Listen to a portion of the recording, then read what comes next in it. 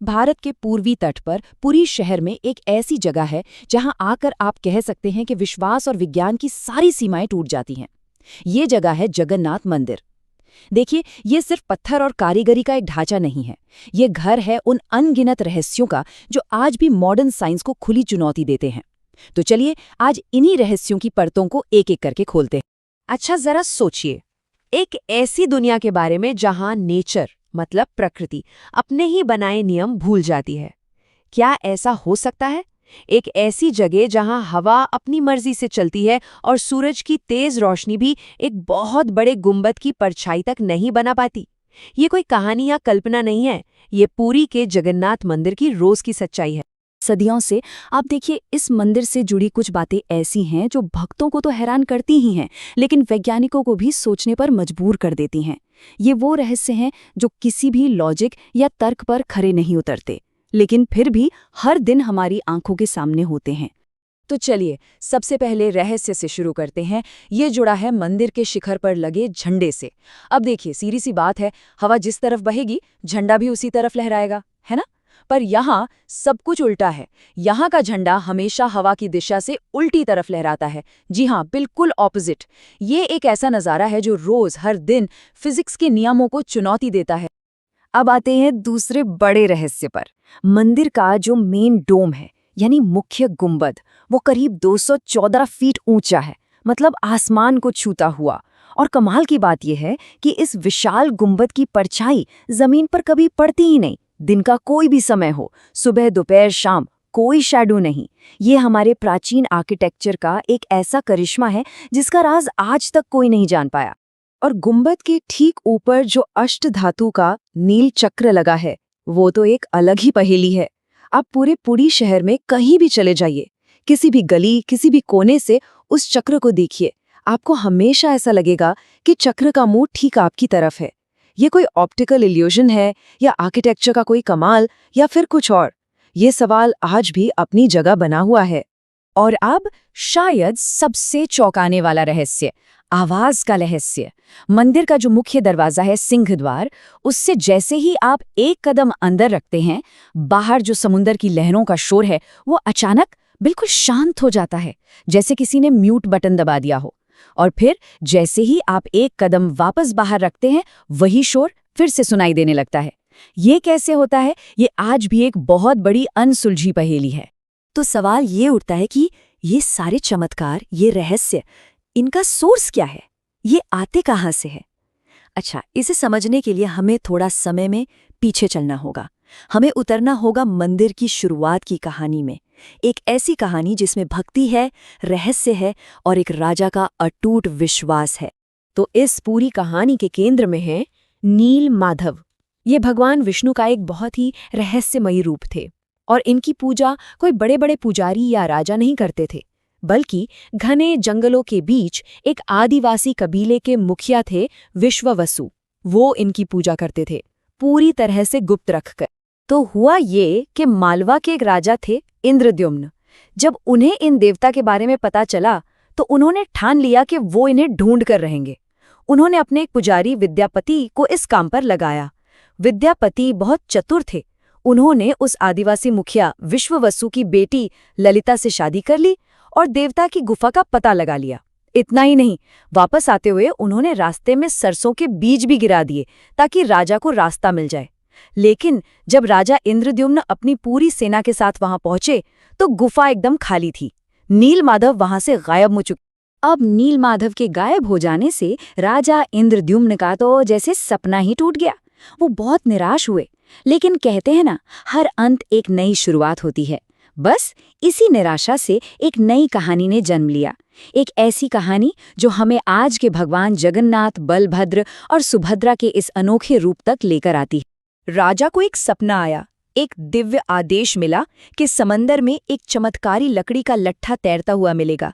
और सच में उन्हें वो लट्ठा मिला भी। तभी एक बूढ़े बड़ई के भेष में खुद विश्वकर्मा जी वहां पहुंचे। उन्होंने कहा कि वो इस लकड़ी से मूर्तियां बनाएंगे, लेकिन उनकी 2 शर्तें थी। पहली, वो 21 दिनों तक एक बंद कमरे में काम करेंगे, और दूसरी, इस दौरान दरवाजा कोई नहीं खोलेगा, चाहे कुछ भी हो जाए। राजा तो शर्त मान गए। काम शुरू हो गया। लेकिन सिर्फ 14 दिन ही बीते थे कि कमरे के अंदर से जो ठक ठक की आवाजें आ रही थी वो अचानक बंद हो गईं। अब रानी कुंडचा को चिंता होने लगी। उन्हें लगा कि कहीं उस बूढ़े बड़ई को कुछ हो तो नहीं गया। उनकी जिद के आगे राजा को झुकना पड़ा और उन्होंने तय समय से पहले ही दरवाजा खुलवा दिया। और जैसे ही दरवाजा खुला, अंदर का नजारा देखकर सब हैरान रह गए। वो बड़ई वहां था ही नहीं, वो गायब हो चुका था और उसकी जगह पर रखी थीं 3 मूर्तियां जो अधूरी थीं।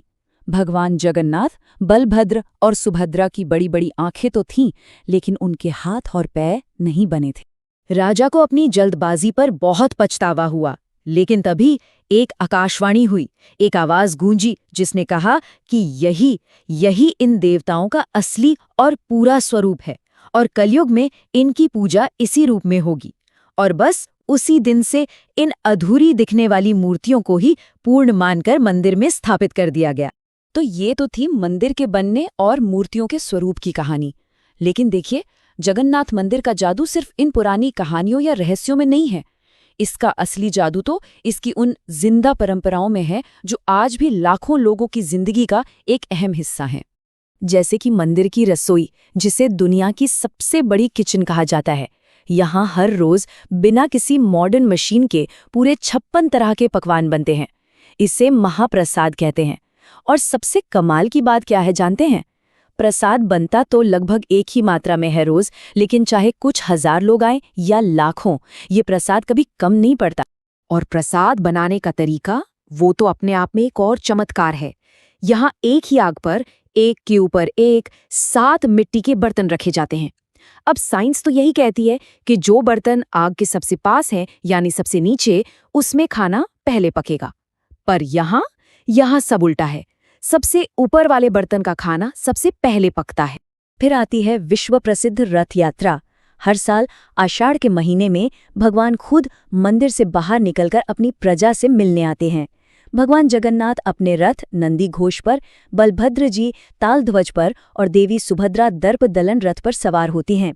ये त्योहार इस बात का प्रतीक है कि भगवान सिर्फ मंदिर की दीवारों में नहीं, बल्कि हम सबके बीच हैं।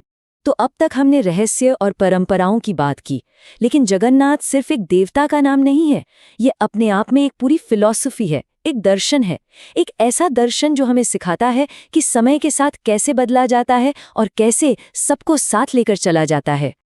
और इसी फिलॉसफी का सबसे बड़ा उदाहरण है नवकेलेवर की परंपरा।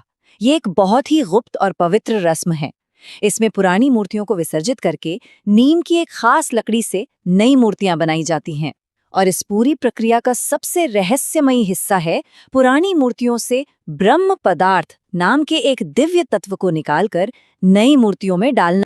ये रस्म हर 12 से 19 साल में सिर्फ एक बार होती है और ये हमें जीवन के सबसे बड़े सच की याद दिलाती है, मृत्यु और पुनर्जन्म का चक्र। ये बताती है कि शरीर भले ही बदल जाए, लेकिन आत्मा हमेशा अमर रहती है। और बस यही तो जगन्नाथ संस्कृति का असली मतलब है, सबके लिए होना, यूनिवर्सलिज्म।